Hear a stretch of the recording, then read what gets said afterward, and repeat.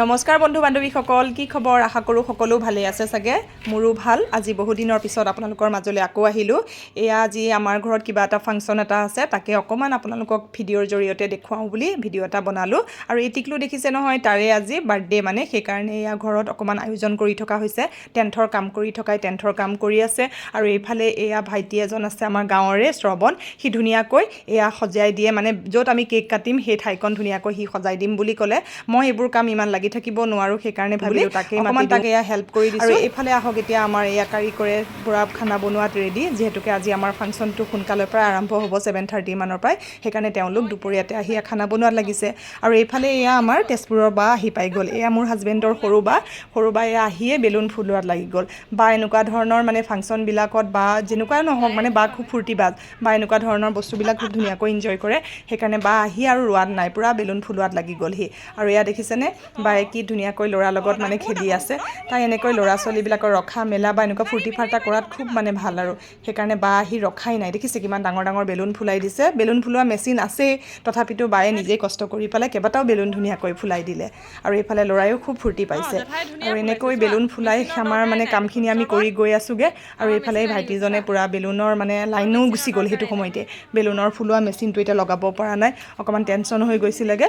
তাকে সি সেয়া কষ্ট কৰি আছে, আৰু যদি লাইটটো আহি যায় হ'বগৈ। আৰু ফাইনেলি আমাৰ লাইট আহি গ'ল। লাইট আহি যোৱাৰ পাছত আৰু এয়া সি এটা দুটাকৈ বেলুন বহুত ফুলাই দিলে।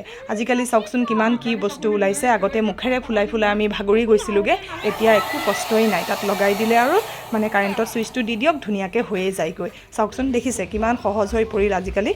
আৰু এয়া সি এটা দুটাকৈ কিমানখিনি বেলুন ফুলাই দিলে চাওকচোন, ইমান যে ভাল লাগিছিল মোৰ এইখিনি দেখি। একদম সহজে মানে অকণমান সময়ৰ ভিতৰতে কিমানখিনি বেলুন সি ধুনীয়াকৈ ফুলাই দিলে।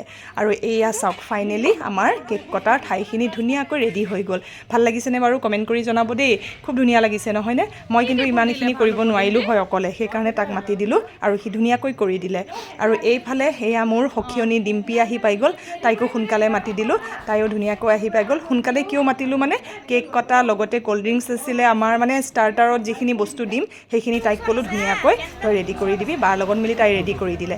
আৰু এইফালে এতিয়া আমাৰ কেক কাটিঙৰ সময় হৈ গ'ল। আৰু এয়া মই ধুনীয়াকৈ কেকটো লৈ আহিলোঁ। ভয়ো লাগে কেকটো পৰি যাব নেকি আকৌ, সেইকাৰণে একদম আলফুলকৈ কেকটো ধুনীয়াকৈ লৈ আহিলোঁ। লৈ আহি এতিয়া এয়া টেবুল চেবুল আমাৰ ৰেডি হৈ গ'ল। আৰু এয়া মোৰ ডাঙৰ ভাগিন, মানে বাৰ ল'ৰা হয়, ডাঙৰজন ল'ৰা, সি ধুনীয়াকৈ এই কাৰ্টুনটো খুলি দিলে।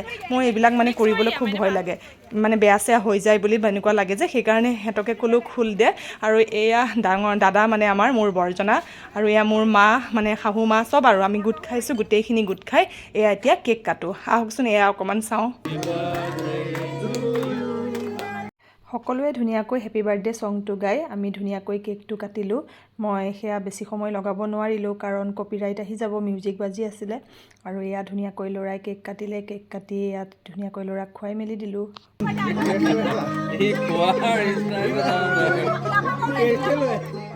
আমাৰ ধুনীয়াকৈ কেক কটা হৈ গ'ল। সি এতিয়া এজন এজনকৈ চবকে খুৱাম বুলি কোৱাত তাক ক'লোঁ ধুনীয়াকৈ চবকে খুৱাই দিয়া।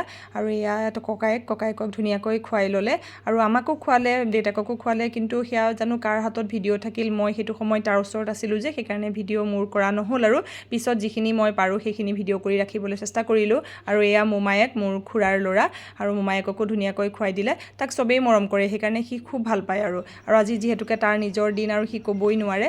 আৰু এইফালে এতিয়া মা আহিল, ডিম্পী আহিল, পটাপট এয়া ৰেডি কৰিছে। তাৰমানে আমাৰ গেষ্ট আহি পাই গ'লহি। আৰু এয়া বা লৈ আহি চবকে দিলেহি। আৰু এয়া আমাৰ গাঁৱৰে, আৰু এয়া তাৰ ড্ৰয়িঙৰ ছাৰ, আৰু এইফালে তাৰ ফ্ৰেণ্ড, মানে এয়া গাঁৱৰ ভাইটি, সকলোবিলাক আহিবলৈ আৰম্ভ কৰি দিলে। ভালো লাগিছে, আৰু মানুহখিনি ধুনীয়াকৈ আহিছে।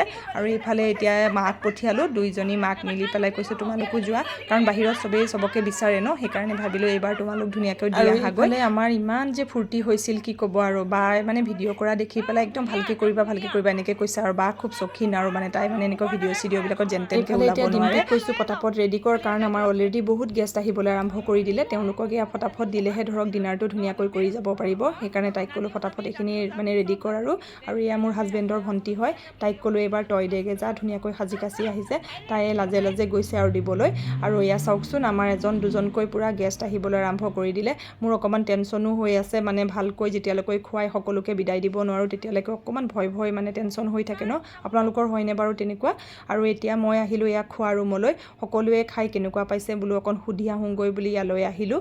তাকে চবেই ভাল হৈছে বুলি কৈছে, খানাটো গৰমে গৰমে বহুত ভাল পাইছে তেওঁলোকে খাই। সেইকাৰণে মনটো ইমান ভাল লাগিছে, কাৰণ ডিনাৰটো কৰিবলৈ মাতিছোঁ, যদি সকলোৱে ধুনীয়াকৈ নাখায় মনটো ভাল নালাগিব ন।